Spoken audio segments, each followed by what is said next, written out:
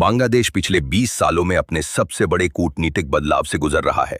Bangladesh nationalist party के आम चुनाव जीतने के बाद फरवरी 2026 में तारिक रहमान ने नए प्रधानमंत्री के रूप में शपथ ली। सत्ता में इस बदलाव के बाद दोनों देशों के बीच संबंधों को सुधारने के लिए बांग्लादेश के विदेश मंत्री खलीलुर रहमान अब नई दिल्ली के दौरे पर आए हैं। इस यात्रा के दौरान उन्होंने भारतीय विदेश मंत्री सुब्रमण्यम जयशंकर और राष्ट्रीय सुरक्षा सलाहकार अजीत डोभाल जैसे प्रमुख नेताओं से मुलाकात की। इस बैठक में वीजा नियमों, ऊर्जा, सुरक्षा और व्यापार जैसे अहम मुद्दों पर चर्चा की गई।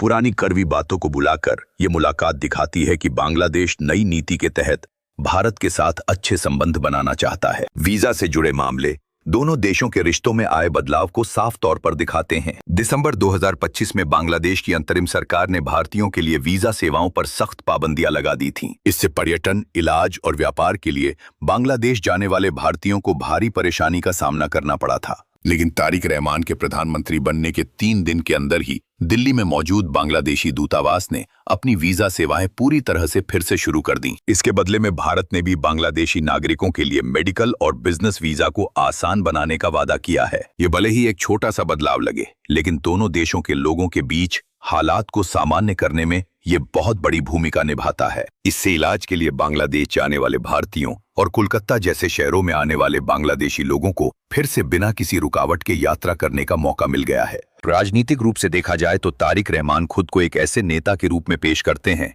जो बांग्लादेश की आजादी को सबसे ज्यादा अहमियत देते हैं। उनका आरोप था कि पिछली शेख हसीना सरकार ने भारत को जरूरत से ज्यादा छूट दी थी। इसी वजह से उन्होंने अब अपने देश को आगे रखने की नीति अपनाई है। वह भारत के साथ अच्छे संबंध चाहते हैं, लेकिन उनका मानना है कि इसका फायदा बांग्लादेश को भी मिलना चाहिए। पेट्रोलियम पदार्थों की सप्लाई, परिवहन के अधिकार और व्यापार के मौकों में वो बांग्लादेश के फायदे वाले समझौतों की उम्मीद कर रहे हैं। उनका मानना है कि भारत के साथ रिश्ते निर्भरता वाले नहीं, बल्कि एक दूसरे के सम्मान पर आधारित होने चाहिए।